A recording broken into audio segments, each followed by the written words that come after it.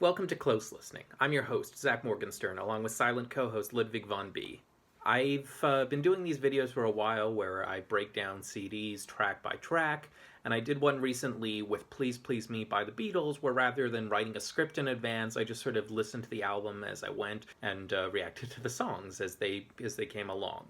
And I decided this next album would be a good one to do this with because it's a really famous album. There's already a good analytical video on it by a bigger channel called Professor of Rock. You should check that one out. But anyway, it is The Joshua Tree by U2. Now, I'm sure I've heard U2 songs inadvertently over the years, but I've certainly never listened to them in any album form. With the Beatles, I hadn't listened to enough of the albums in their original forms. I'd mostly listened to greatest hits compilations. With U2, I haven't really done that. But they've been on my list for a really long time, and it dates back to when I was 12 or 13 years old, and I was at a 2-week summer day camp. And the thing with these camps is you'd have these temporary best friends, and unless they signed up for the camp session you took next time around, or you went to the same camp next year and they also were there, they were your best friend for those 2 weeks, and then you never saw them again. So one year there was a boy named Sean, and I'd been a misfit. I'd sort of alienated the other kids at my past camp by talking about how much I liked old music and, going out of my way to make that my personality. But he also liked old music. We talked about the Beatles and the Stones, which I knew, and what he considered to be the third great band, U2, which I didn't. Now, Sean was a memorable character in a number of ways. I'm grateful that he was the one who pointed out that All Along the Watchtower was originally a Bob Dylan song. I also remember he created this character who was a friendly monster that fought racism, which, I don't know, he expressed it in a kind of funny way. But anyway, Sean, if you're out there and you want to reconnect, I hope you like this video. I'm finally reacting to U2.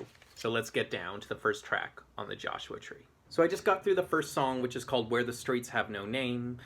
Bono has a very expressive voice on it, and it makes sense because I had heard in advance that this is kind of a political song. It's about the Troubles in Ireland. But what I think is interesting in this song is you hear a kind of contradiction, how U2 is both a band of the 80s and not of their time.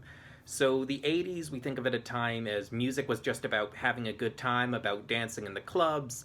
America and Britain and Canada and I imagine other countries in the West were turning to the right with leaders like Reagan and Thatcher coming to power. And fairly or not, you could equate the sort of synthy, have a good time music of the era with the it's all about the market, it's all about the product aesthetic of the politics. So U2 are pushing back against this a bit, I sense, because even though there is the Brian Eno synth in there, the song starts with this sort of synthy aura. It's a kind of sad synth, and the raging guitar and raging drums kind of takes over. So you both have an 80s sound and you have a rock sound, and it sort of synthesizes into this stadium rock sound. My understanding is that people who don't like Bono, they see him as someone who's all charity but doesn't really have a substantial political critique of what's going on with the world. And, maybe that's a fair critique, maybe it's not. I don't want to really look into it for the purposes of this video. But even that's, a halfway point. Sure, he's not as 60s as the true 60s artists, but he's still a heck lot more 60s than the pure let's have a good time 80s artists, because clearly so far this is not just a let's have a good time album. So the next track on the album is called I Still Haven't Found What I'm Looking For. And I liked it, but I liked it because it reminded me of what I presume is a more recent track, one I actually know from Ice Age. I don't know what it's called, but the chorus goes, on the way, and it's by a band called Rusted Root. And so on the one hand, you could say that Rusted Root, ripped off U2. You could also just say they're similar songs. I don't know, it depends how you think about that kind of thing.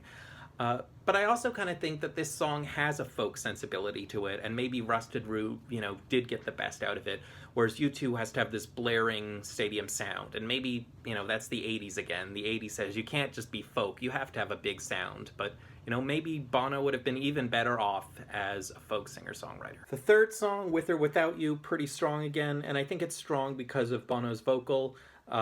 The way his voice is very restrained in the verses, it's kind of on the lower side, and then it gets a bit higher and more mournful in the chorus. Nothing really much to say about the lyrics on this one, or the sound. It sounds kind of familiar at this point, but it's still a memorable song.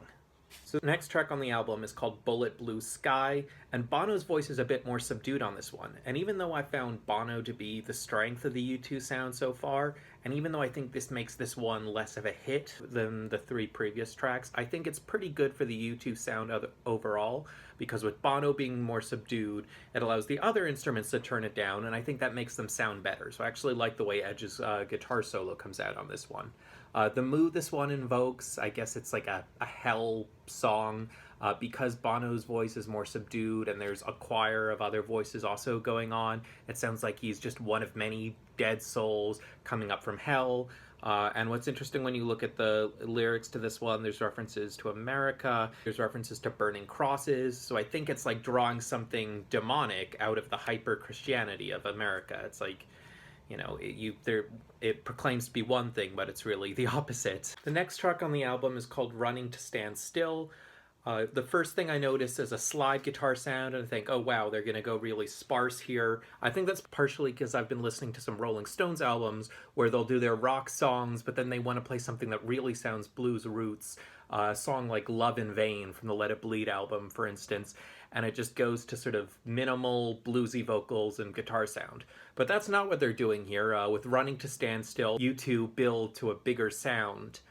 And the first big sound I'm reminded of is the sound of David Bowie's Heroes. And that makes sense because Brian Eno is a producer on this record. It just has this simple repeating root chord in the same way. But other than that, it doesn't really sound like a Brian Eno song. It's not an overwhelming keyboard kind of soundscape. It still retains that country sound, and at one point, Bono starts, almost yodeling. Like, it reminds me of the sound on Dwight Yoakam's version of the Cattle Call song. I haven't talked much about lyrics at this point, and I'm kind of frustrated because I'm looking at them, and they aren't nothing lyrics. They're certainly poetic, but none of the lines quite stand out to me, because what they do is they just sort of invoke a wide open space, a space you can physically explore and a space you can introspect in. And I get that vibe from all the songs. It's not surprising that it starts with Where the Streets Have No Name, and it really continues into this one, to Running to Stand Still.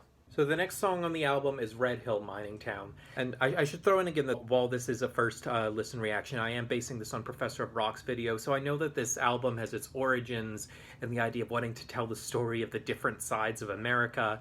And so with this one, obviously, it's speaking to a certain kind of rural working class person in the Red Hill mining town. So it has a more of a straight rock sound, less of the synthy Brian Eno influences that are most apparent on the earlier tracks. It does feel like a more natural fit for the rock instrumentation.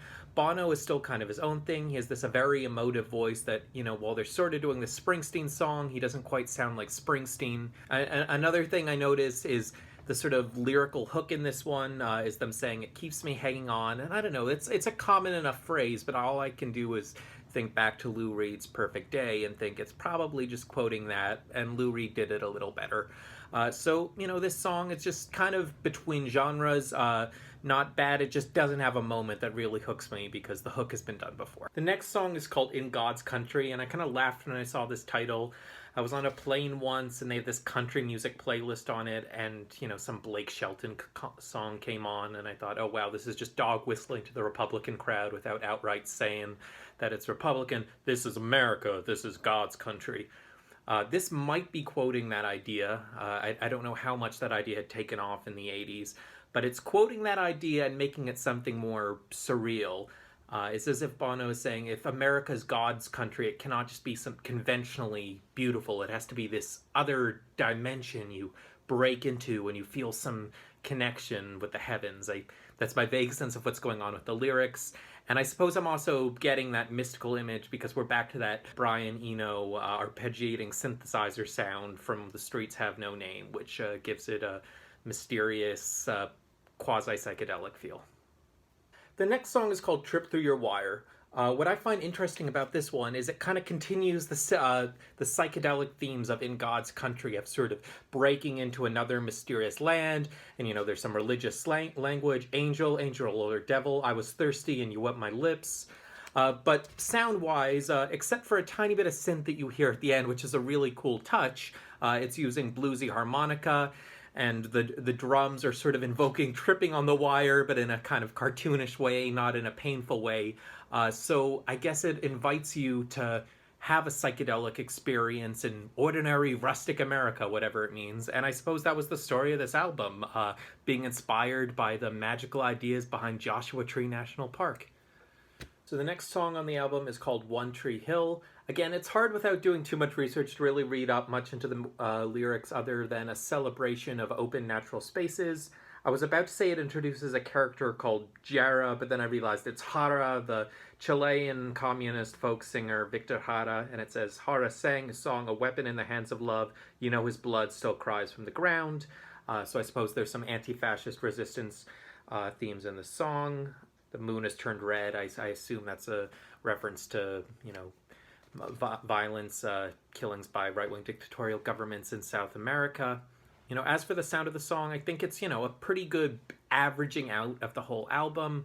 I've been thinking, how would I describe the sound of this band? And I think it's rhythmically, it's the 80s. Musically, it's a kind of hard rock sound. But then vocally, it has introspection that you think of, that you associate with folk singers and, I don't know, maybe bands like the Smiths. But the Smiths, it's a more natural combination. Here, it's a sort of weird mix of things. And, maybe that's why it's not working for me 100%. But it's also why the songs are kind of interesting. And what they do at the end of One Tree Hill is you hear a bit of a string part that sounds different than earlier parts of the song. And I've noticed that's a technique they like to use, to bring it so you only hear one instrument at the end of the song and it doesn't really sound like the instruments on the other parts of the song. So the next track on the album is Exit. I figured this would be the last track because of the title, but there's one more.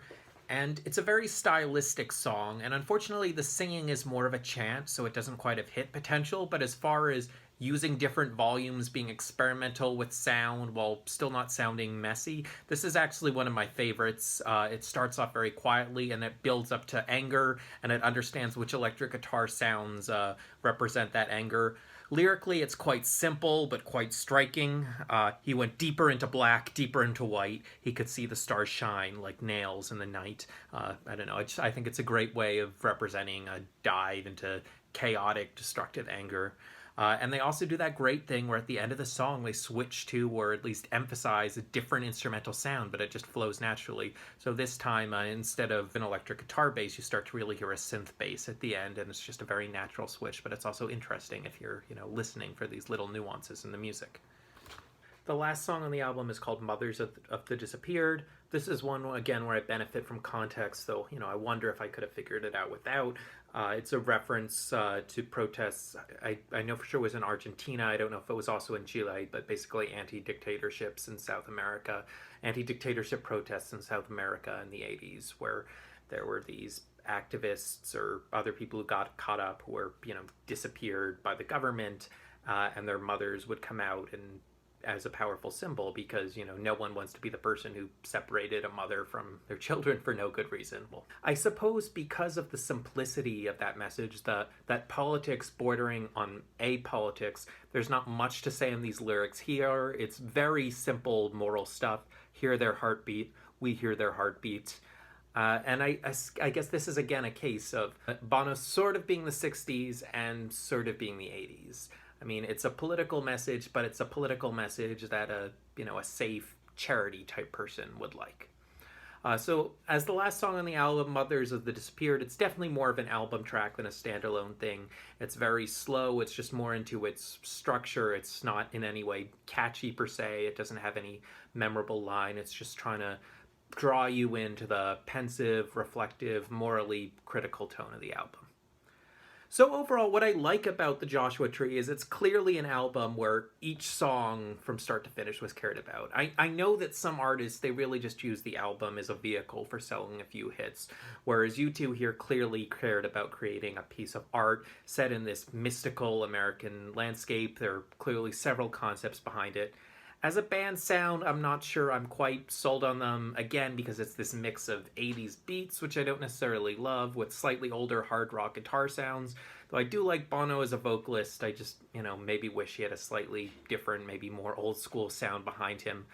So I guess I'm a bit disappointed because I can't report back to my once best friend for 2 weeks, Sean, that I liked his U2 recommendation. I also think about the first time I heard another U2 song, She Moves in Mysterious Ways, though to be clear, I didn't hear U2 play it. I heard a guy at an open mic play it, and I looked it up and I saw, oh, it's by U2. So I really liked it as an acoustic song. So I don't know, maybe I do like the Bono side of U2. It's just the overall 80s rock sound of it doesn't work for me. But I'm just glad I had this experience. I'm glad I tried out this album as a text, as a piece of music history. And I'm sure there are plenty of fans. Perhaps will roast me in the comment section. Anyway, check out my future videos, be they interviews with fellow artists who I meet at open mics or my reviews of classic albums. And I will see you next time. For Ludwig von B, see you next time.